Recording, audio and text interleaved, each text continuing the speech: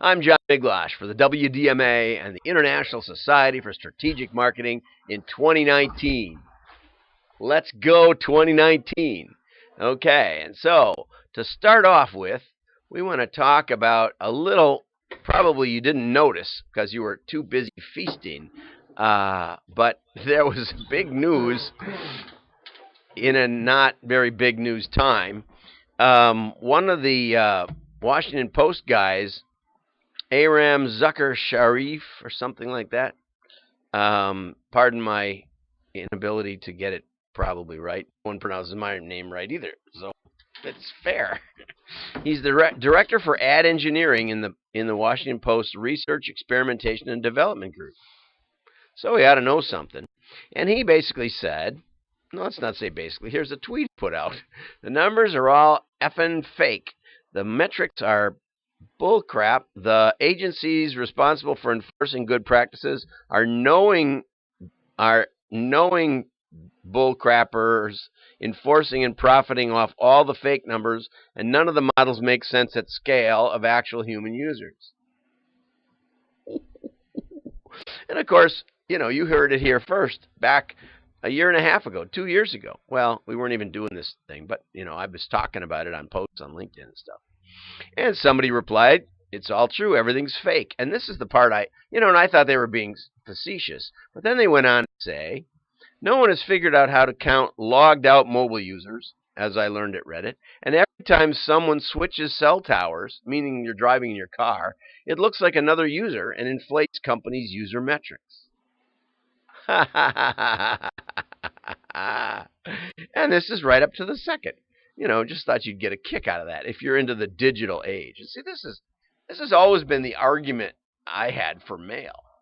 Maybe expensive, but it's getting there. And and there were back in the 80s and 90s there were these tracking services that could tell when your mail got delivered because they had fake mailboxes, and they would track your mailing when it got to the fake mailbox. And I said, we just wait till the phone rings. We see the phone ring. How do we know it's real? We can see bing, bing, bing, bing, bing, bing, bing, bing, bing all around the country. We know when it's getting delivered because the phone starts ringing from those places. It's not hard, right? That's the difference in mail, right? The mail is you have to deal with it. Even if you don't read it right now, you might set it aside. You might never look at it. I'm building a collection over here. This is kind of funny. I'm building a collection of interesting mail from companies you might not expect. This was unprompted. PayPal mailed me nice letter. See, PayPal, LinkedIn. Here's 100% digital companies. And can you see that? Google. Bigger here. Google. See the Google? Google mailed me.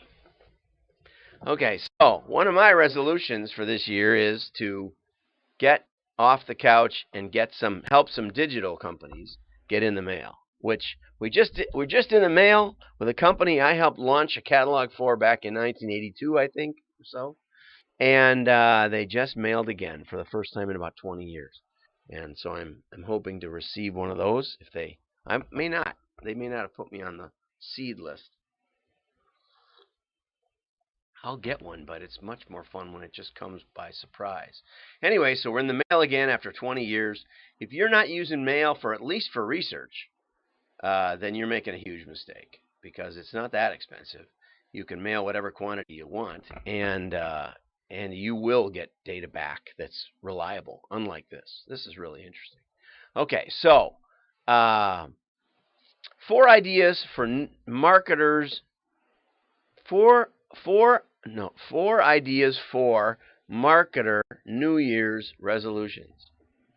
And as I looked at that, I said of that title, it to me it makes more sense, and I did this in my title, to say that New Year is a time referent that modifies resolutions. If I were diagramming that sentence like I learned from Sister Constantine, I would, and Mrs. Ricks at the prep school, I would I would make this modify resolution. It's my New Year's resolution.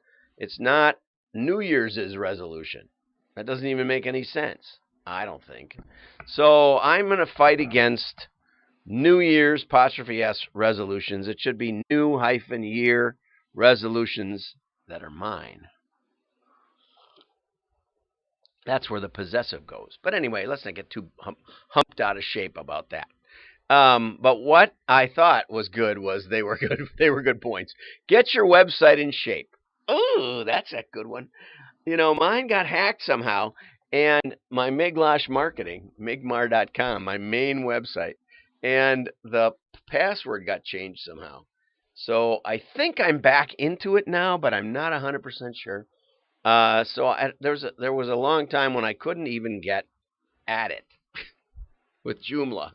I don't like Joomla, but I have a lot invested in it, and it does a nice job at some things. So mostly I'm on. I keep thinking WordPerfect, but it's WP, and it's not WordPerfect. That was an old, really good, really good word processing software, but it's something like that. And I only have about 20 websites in it. Okay, so start consuming healthier data, less metrics overall. And this follows along with that previous article that basically said a lot of the metrics are baloney. You know, start looking at profit per piece. Call me up, ask me what metric I look at. I'll send you a retro analysis of a mailing. I'll send you the fields we used to look at that would fit on one page in condensed type from a dot matrix printer. Okay? But it basically gets down to revenue per piece and profit per piece. We have a few things like average order size and response rate, but the main numbers are over at the right. I want to help more people get to reality this year. That's my main resolution. Okay, here's a good one. Learn a new device language. I took up live streaming. That's not what he's saying, but I'd say I'm a little broad on this one because it goes with the next one. The next one I especially like. Okay, but learn something new. Learn something deeply. Okay, so I started in August, and I'm just getting good enough that I'm going to start promoting this. I'm going to actually take out ads on LinkedIn and other places and say, hey, you should watch this. You know how many articles I went through to find a good one? Here's a good one. Okay, I can save you almost infinite time by just watching this instead. Okay, and this one, I like this one the best. I wrote to Daniel. I think that's who wrote it, Daniel. I wrote to Daniel and said, let's connect on LinkedIn. I'm going to talk about your article, but this one I especially liked. To truly be a successful marketer and have a fulfilling career, marketing has to be about more than just meetings and emails, projects and milestones, tech implementations, and campaign planning. Marketing comes from deep sparks of customer insight. You know, data can help you, but it helps in observation. It helps in historical. It doesn't help in what do we do to trigger that. It can't. And, you know, we'll be talking more. I'm starting a series probably tomorrow on modeling.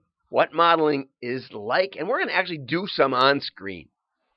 You're going to actually get a feel like you know something about marketing, about modeling, and you'll like it. Okay, so anyway, don't overlook your creative soul this year. Very, very good.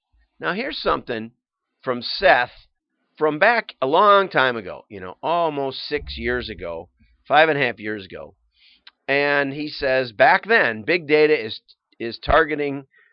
Taken to the highest level of granularity. You know, you can find out not only which customer to target, but what time of day and what they have in their pocket. Baloney. And the rocket scientists are saying you can run the numbers on a script and add a sidekick or add summoned demons or something. But the fact is that popular movies don't fit those molds. They're always a little off whack. Okay, and this whole thinking is based on the flawed assumption that the past is like the future. Correlation and causation are related, and we're going to get ever better at giving communities ways to turn your work into banality, right?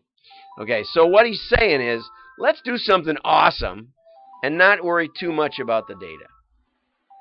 And if you want to hear awesome on a daily basis, tell you, come here, watch a few. If you go over to YouTube, Miglosh Marketing, you'll see about 150 videos up there. And just look for something that strikes your fancy and see if it isn't great. And then tell your friends, send that link.